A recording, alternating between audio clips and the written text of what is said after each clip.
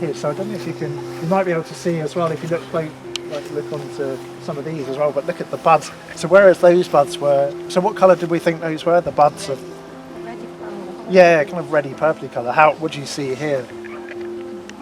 Yeah, these are black buds. And what you notice, you can even see it actually sometimes looking right higher into the tree. What do you notice about the branching pattern of this one? That. They go up, do they? Sorry? They yeah, so the branches themselves are pointing up. And how do they come off the branch? We saw with this they were alternate, with the older they're alternate. Very flexible as well, isn't it? It is, yeah, that's actually a good in itself an ID. I don't know if you can see, if you look higher up, see how they're in pairs, they're actually coming off opposite each other. So that's an example of an opposite branching pattern. You can imagine someone standing there with their arms out. It's that kind of look to it for a lot of the twig. Yeah. And so again, that helps with ID. How flexible it is, that's actually another thing as well. That this is actually quite a bendy wood. So this is actually, well, some of you will know. So what's this? This is ash, yeah. So ash, black buds, opposite twigs. There's nothing else really that you'd see around here that would have that in the winter. So it's actually really easy to identify. And the wood has been used for thousands of years for tools and even for things like bows and stuff like that. Because it's really strong, but it's also quite flexible at the same time. And that you can feel it. So if you get the twig and you actually bend it, you can feel there's a certain kind of springiness to it. That's very kind of typical of ash. So yeah, so that's really this one's really good firewood wise as well. Ash is the best, one of the best of all firewoods. There's even this poem about, I don't know if anyone's come across it, a poem about different firewoods from different trees. And I can't remember the poem, but it kind of, the final bit is about ash, and it's basically ash is the best. Get loads of it if you can. It burns really well. It's more poetic than that, but it's yeah, just really good trees for burning. I know, I was thinking that. It turns into ashes. And just yeah, there's other wildlife and stuff that will depend on it. It's really good in certain parts. It's really good for the lichens. So lichens themselves. Like we saw some of them earlier on. We picked up the samples, and someone mentioned about the reindeer. So you mentioned, didn't you, about the reindeer centre? So you get lichens up in the cairngorms and stuff like the reindeer will eat.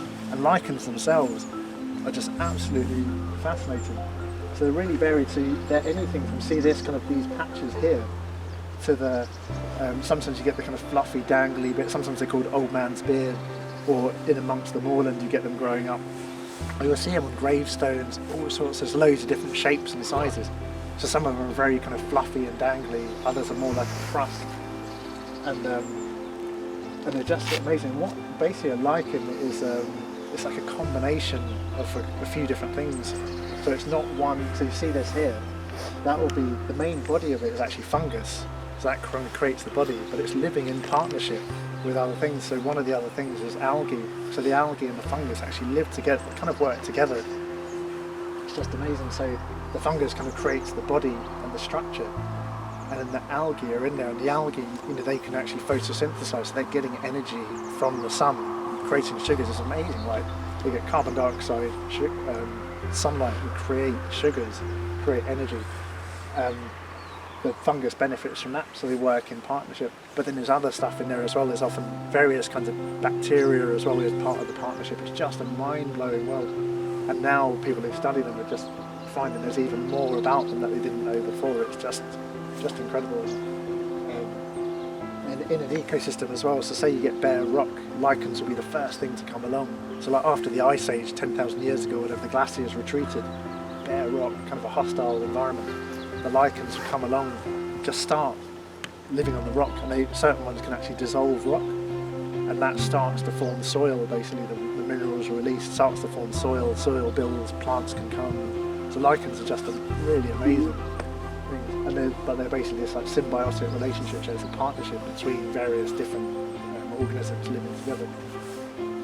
So how I got onto that was that there's quite a few interesting lichens that grow on ash and on other trees as well, but that's another example as well, like how different relationships. Some lichens even will prefer ash or aspen over Scots pine or spruce, it gets that specific. So that's why it's so important to have this diversity of plants around.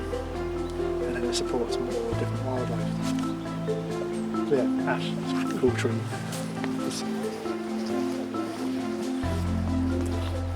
And this one, these kind of like relationships that you're kind of referring to most about these. Here's where they're caught in a tree. Oh, yes. Oh, good spot. Oh,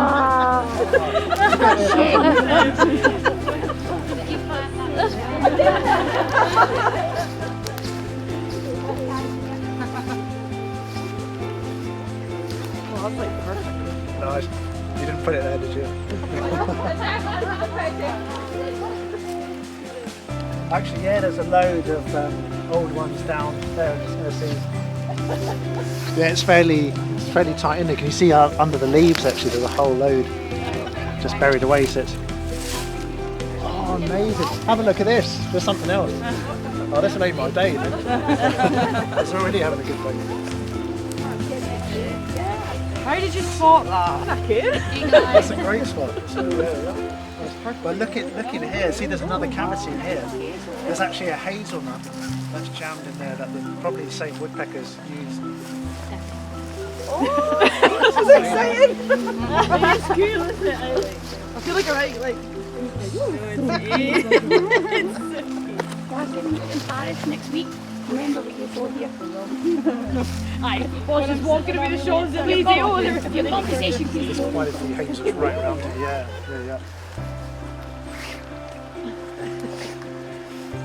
That's so cool.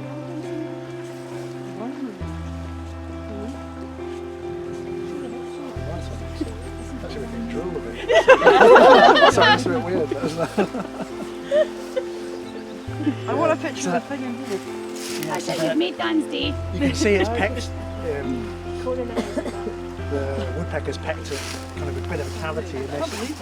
And this is interesting because I was going to look at one of these just over there. So this is an elder. An elder, one of the features of it is they have quite soft bark. If I like put my nail into it, it's very corky and soft. And probably the woodpecker found this really easy to open that up and open it up, put the nut in there, and then it holds it in place and then peck away.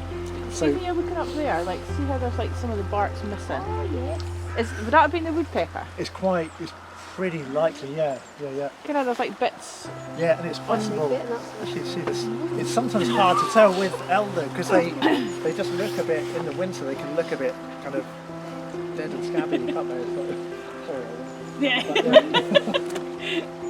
Just see if I scratch it a bit. Yeah, that. I'd expect to see a bit of green there if it was alive. So that's dead. I wonder if a fair bit of this might be dead. But anyway, so yeah, the woodpecker would have pecked away at that and put that in there.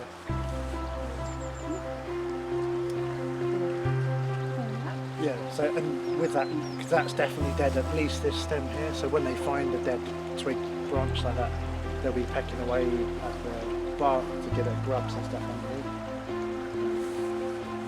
Yeah, and as you can see, they eat quite a wide diet, so they're not only eating nuts and seeds and stuff, but they're also going for little bugs, like beetle larvae and stuff under the bark.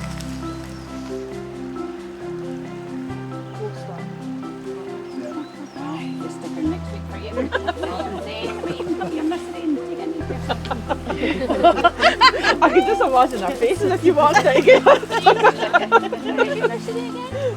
And so if you have a look down, here, you might see there's a few spruce cones in amongst the leaf litter. But there's a bit of a story that can be potentially we could work out. You know, what just looking at the position of them in among the leaf litter, they're quite very kind of, what does that tell us? What story can we say about? They were fighting. One of them won because they hid them under the leaves. So what would you say about this here relative to that one there?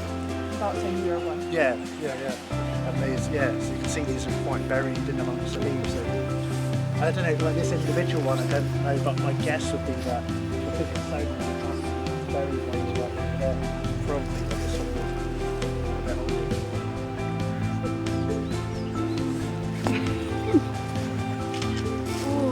Sorry. No, it's okay, I was going to open the button. I showed Daisy the video that Dad Oh yeah, should be well. Yeah. Oh, look at this. So this on the ground. Yeah, so that's the same. So that hazelnut that's in there, there's another one just here. So this is different from, so say if a squirrel eats a hazelnut, usually it's split very cleanly in half. We've got some examples back over there.